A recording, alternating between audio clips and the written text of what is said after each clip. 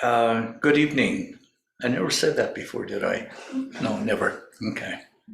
Uh, because the title of the next few minutes is Functional Insanity. Functional Insanity. I like this one.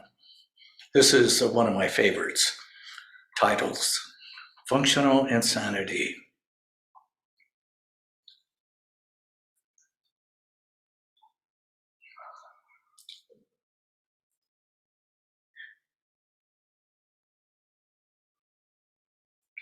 The story is, let me see, I'm proud to possibly.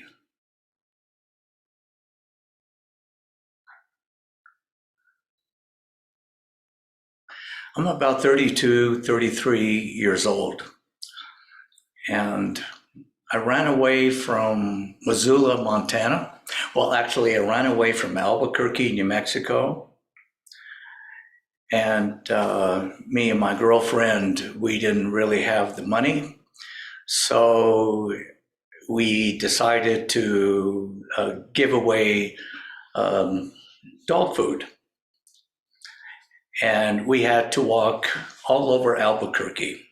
It took a good month. We walked for like 1,000 miles from door to door, just giving a bag of dog food. And we just got their name and address and go to the next house. And we wanted to get out of Albuquerque.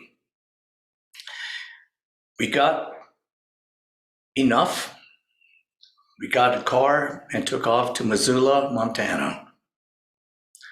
Had no idea what was it like outside of New Mexico. I fell in love with Missoula, the mountains, Montana. And I probably had 5 or 6 different jobs. Then something happened to me. After working in a lumber mill that I loved the most, but it was the hardest work, and I love hard work, I had such a great job working graveyard shift, and I found many books to read because I could sit down in this little cubby hole, plastic shield in front of me so I could pay attention to all the lumber coming from this direction, that direction, this direction. And if one, you could say, machine got stuck, I had to go and fix it, take care of it. And most of the time, the machinery, the whole industry, it was flowing smoothly. So I got a little bored and started reading an awful lot of books. And I found this book. And it was probably the first book called Biofeedback. Biofeedback did not exist then. I read it and I thought, oh my God, I love this. And so I got a little vacation and took off to the University of,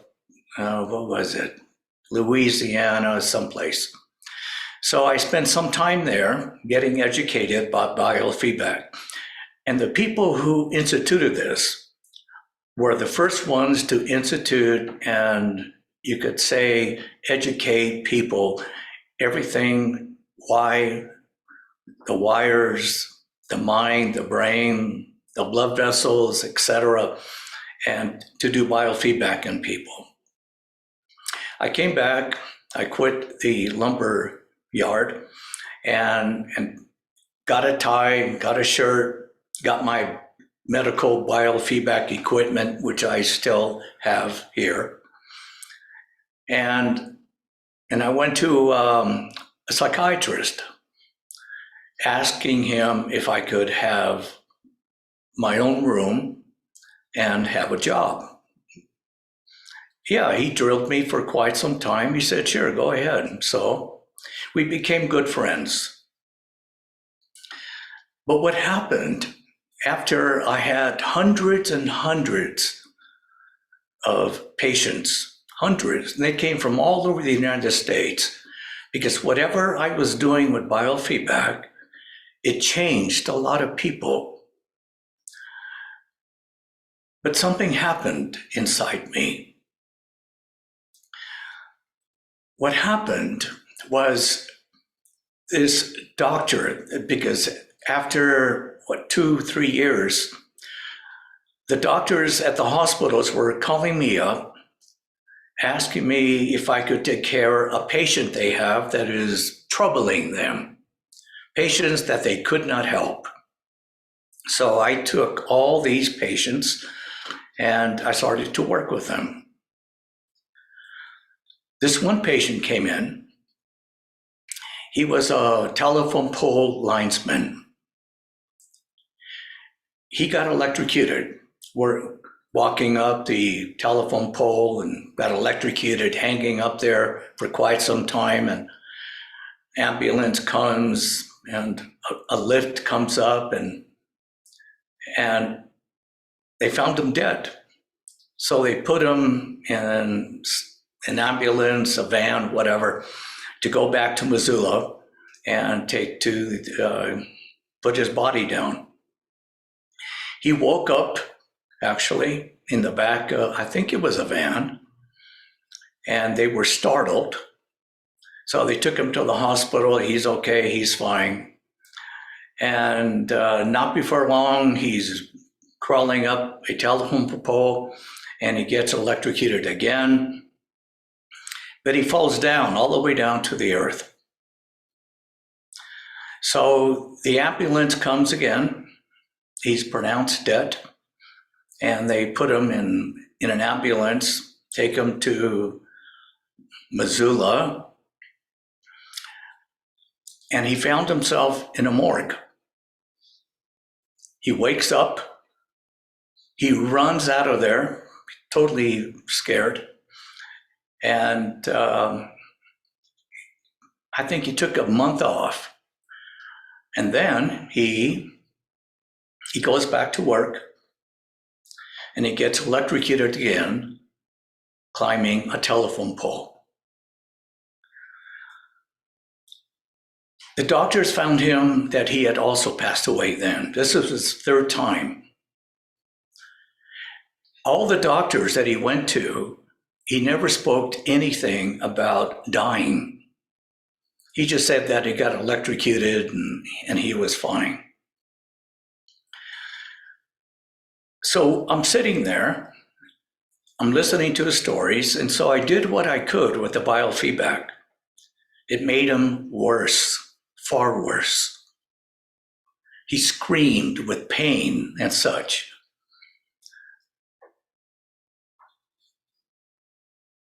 I don't know why, but I asked him if he would lie down on his belly on the floor. I was training a nurse to take over because I had too many patients. So he lies down on his belly. I get on the floor and I put my hands over his back.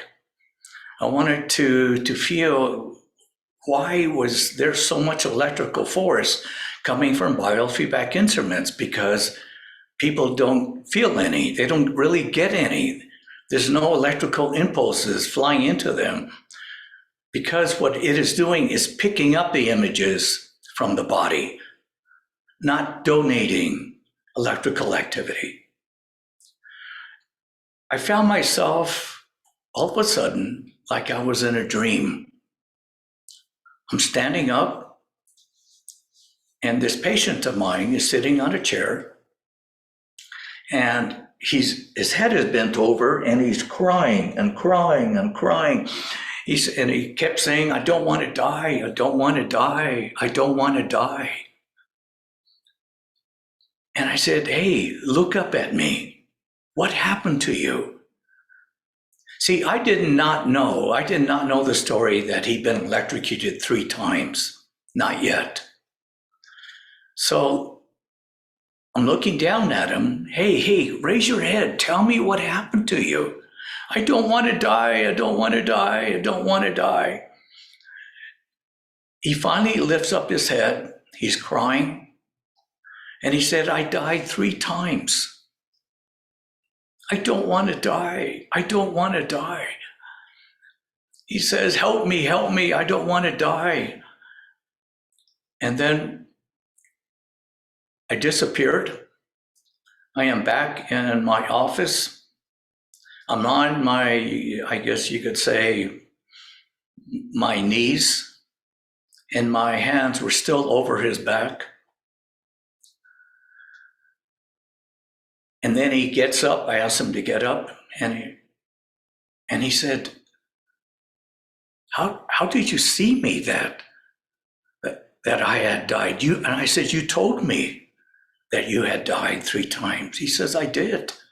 You're the only person that knows this. How do you know this? I said, I saw you. You were crying and telling me.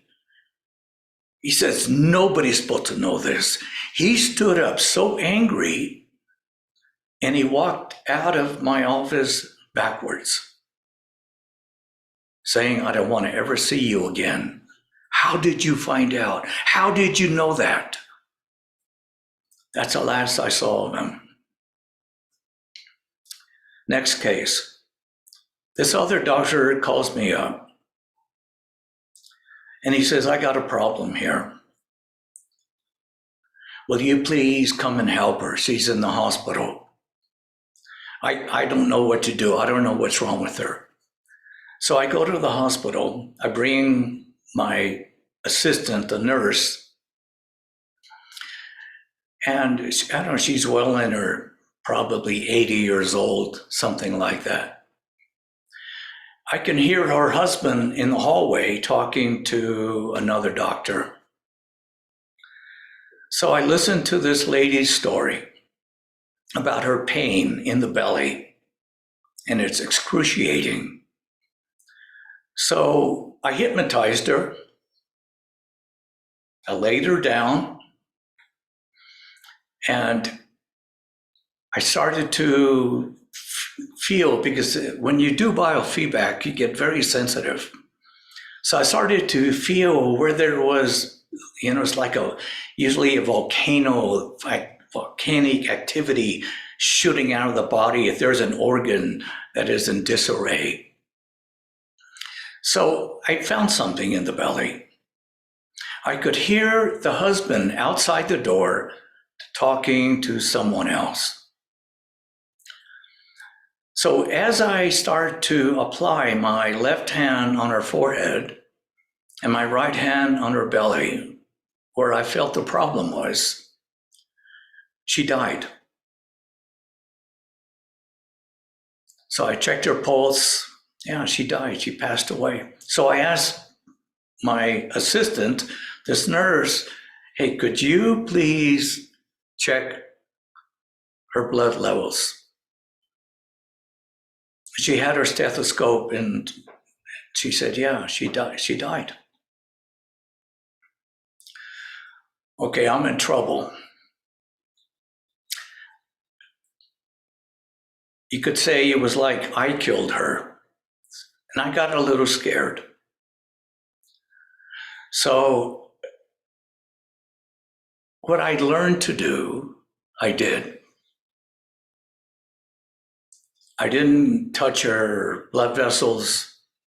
I just put one hand on her forehead and the other hand on her belly, where I originally did it the first time. And all of a sudden, her body sprang up. Just sprang up like that, a spring. She didn't see me. Her eyes are wide open. And she turns around to her right through the door of her room. She jumps out of bed and started to beat up her husband. That told me where the problem was. She had a problem with her husband practically most of her life, but she kept quiet, thinking that there was something else wrong with her. But she never would really address the problem with her husband. So now she's in the hallway beating him up. They're screaming and yelling and whatever. And They're having to call other nurses to come and break up the battle. And so I left with my assistant. 2-3 days later, my boss, the psychiatrist, came in and told me that she hung herself.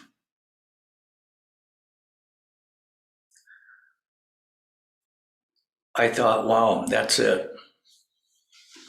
So I had something to do with this. Whatever I activated inside her, it opened up a big door inside. My guilt was so strong, I couldn't take it anymore. I packed up my young son and my girlfriend, and in 3 or 4 days, packed the car and took off to California. I ran away. I couldn't take what happened. So I get to California in San Jose, and I decided to sell beds, gel beds, for medical hospital reasons. And so I'm out selling beds throughout the Bay Area. And Desi, my girlfriend, she wanted for us to go live in Santa Cruz. And I said, no, because it's over the mountain. It takes time to get there, a good hour, easy. And so she kept after me. So finally I said, okay, let's go. And as soon as we got into Santa Cruz itself, coming down from the mountain, I looked to my right, and it's a paint shop. I got so scared.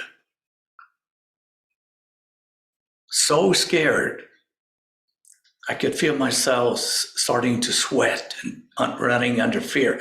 And I stepped on the gas and went further into Santa Cruz. My life changed. We moved to Santa Cruz.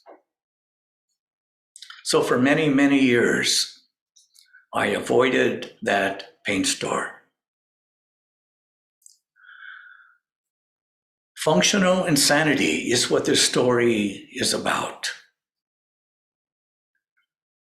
But most of us don't pay any attention to the subtlety, the feelings, the thoughts that runs not just in our blood, our nervous system, our brain, and all the little brains inside that skull of ours. So I finally became a Buddhist, and did all kinds of stuff.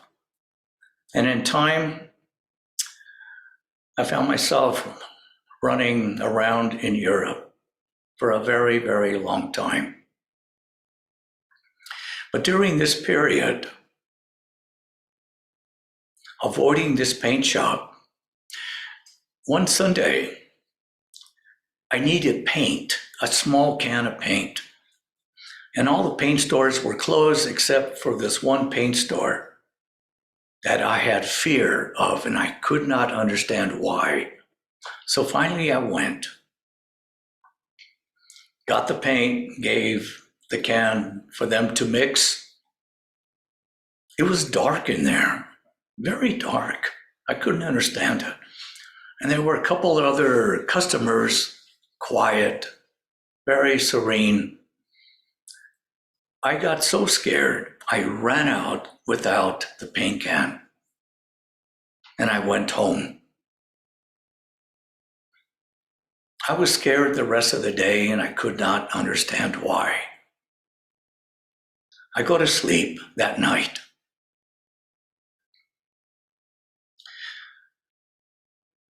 Something unusual happened. I found myself, you could say, in my brain, but not with all the liquid stuff of the brain. It was like another dimension. And I knew I went insane. I knew what insanity was, what it feels like. So I am at the bottom part of my brain, and I'm looking up to see how this brain works with all these billions of neurons firing. But because I was in another dimension, I could literally see how when we want to speak just a small sentence to anybody or have a few thoughts, I could literally see it was like the neurons, but the neurons were different, racing at great speed, coming way out and then flying out going this way.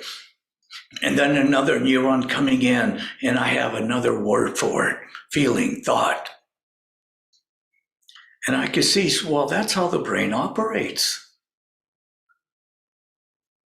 It was almost like taking each letter of every word, like chopping up just one thought. And they're just vast. It's almost like bullets flying everywhere. But at the very end, there's a word.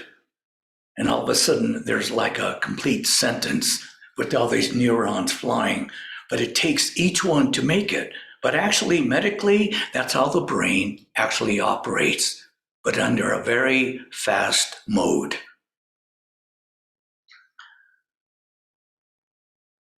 I know I'm in this other place, time. I'm trying to put a sentence together so I can be logical, sane,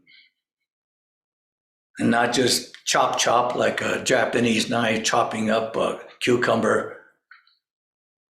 But everything was moving too fast. All these bullets or neurons or whatever were flying so fast, I could hardly put even one word together. I didn't know what to do, but I knew my body is asleep. And while I'm in this time and space inside the brain, I knew my girlfriend's going to have to call the ambulance and take me to the psychiatric hospital. That was clear. And what can I do about that?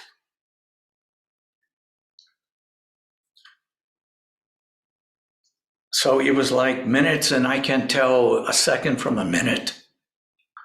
But I'm trying to put my head together so when I wake up, I will be able to be sane. And I knew I can't get out of this insanity. I've come across quite a few people in the psychiatric hospital that I went to go visit to work on medically. Wow, they're flipping in and out all over the place. Extreme. Going from one subject matter to the next. Now, I am in that same boat.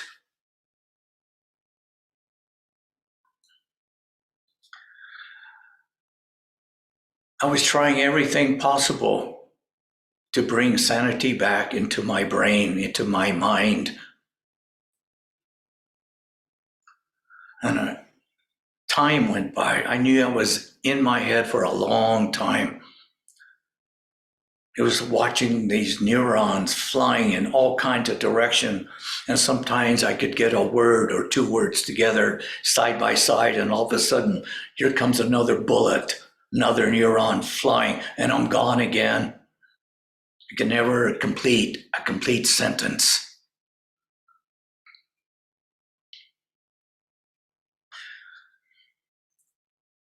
So I watched the show of the neurons. I said, how am I going to get out of this? And that must have been around 4 in the morning, early morning.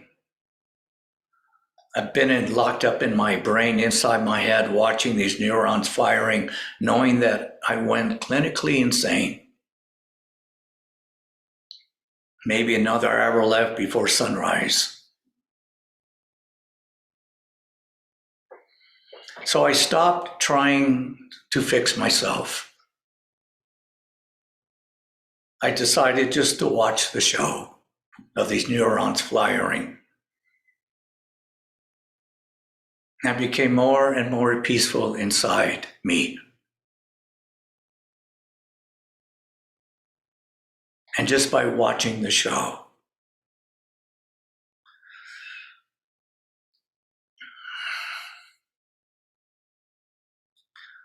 Something happened. I'm still inside, you could say, like inside the brain. There's all these neurons flying at great speed, but I can see them traveling. And no wonder that's what gives us the ability to put one word or just one letter with an I or W-E, we. But I became peaceful with myself. I stopped fighting, trying to put all the bricks back together. And when I realized that moment, you could say surrendering to myself.